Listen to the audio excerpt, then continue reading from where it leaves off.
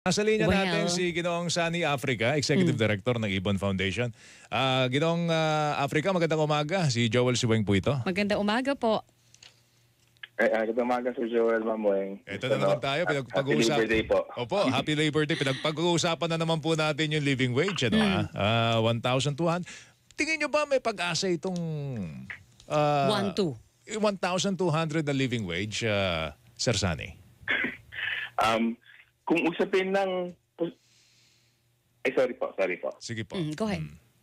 Hindi, kung usapin ng posibilidad, pwede kung pwede. Isang bagay na dapat pangarap talaga at itrabaho ng gobyerno. Pero kung usapin ng may pag-asa ba, kasi political decision talaga yung minimum wage. Sa totoo lang, kung pa-ekonomiyang batayan, madali, hindi naman madali, pero pwede pagsikapan yung pagpapatupad ng family living wage. Pero kung may humaharang sa politika, ibig sabihin walang sumusuporta mula dun sa mga mababatas natin or even sa mga regional wage boards kung pinapanigan ng mga ng labor department dun sa tripartite na venue na yun ay yung mga employer, wala siyang pag-asa. So sa amin pwede kung gugustuhin, pero kung wala yung quote, medyo cliche, wala yung political will, lalong-lalo mula sa gobyerno na papaligan yung mga negosyante natin.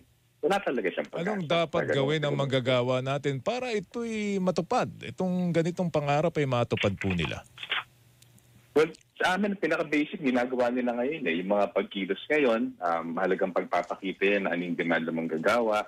Sa factory level, sa firm level, mahalaga sa pamagitan ng mga collective bargaining agreements, may sulong nila yan. Parang may pakita na konkreto, pwede magbigay ng mata sa sahod dun sa baba.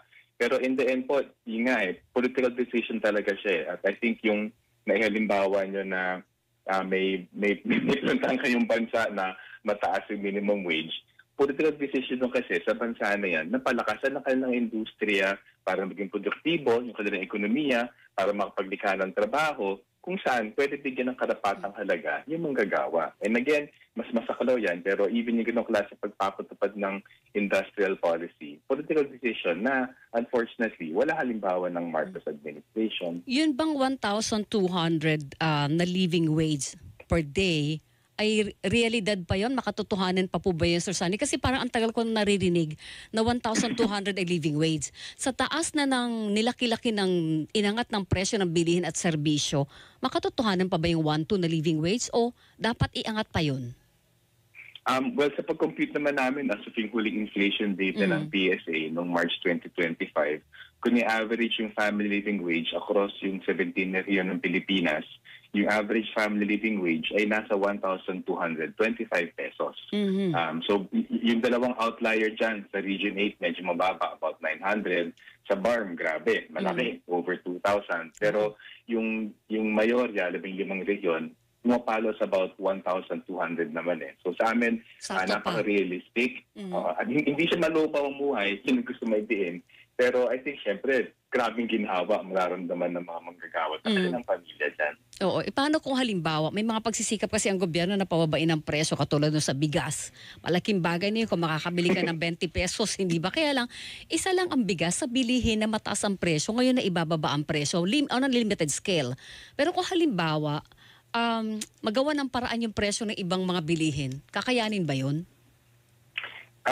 Well, unang-una, hindi namin bibigyan ng masyadong pang or credit yung 20 peso bigas kasi even sa in-announce ng gobyerno na budget, kasi napakaliit eh. Even kahit sa Visayas lamang, ilan talaga maabot ng 20 peso bigas na yan. So ano talaga siya, optics siya, hindi siya outcome. Pwede raw bumili kahit sino, Sir Sunny. Kailan sa Visayas eh. Sa Visayas, hindi. Baka daw gagawing nationwide yan in the future. Oo. Yun ang balak. Sa ngayon, Visayas pa lang, oo. Sa amin po, imposibleng gagawing totoong nationwide yan kasi pati yung 20 peso bigas para doon sa humigit kumulang 900,000 na tinuturi na indigent sa Visayas, yung 5 billion na pinadget nila, swerte na kung umabot ng 5 buwan just para lamang doon sa 900,000. So, si Paulo Marcos nga, yung 5 billion peso increase doon sa Rice Support Fund sa 2025 budget, binito niya eh. So, sa amin, sorry po, wala siyang pinapakitang sinseridad or galaw na palakihan ng budget para maging murang bigas by making it more efficient, more productive, at mas mura. Kumaga, subsidy lang talaga to, hindi sa producer, subsidy sa consumer, pang medyo performative siya, pang for show lang siya. Okay. O sige, baka magkaroon pa tayo ng pagkakataon na mapag-usapan pa na mas malawig yung issue tungkol sa living wage. But in the meantime, Sir Saka Sunny. contractualization, Contractualization. Salamat po sa oras ninyo. Magandang umaga po sa inyo. Good morning, Sir Sunny. Okay. Magandang umaga po. Thank you po. Thank Si you. Sunny Africa, Executive Director ng Ibon Foundation, mga kapuso.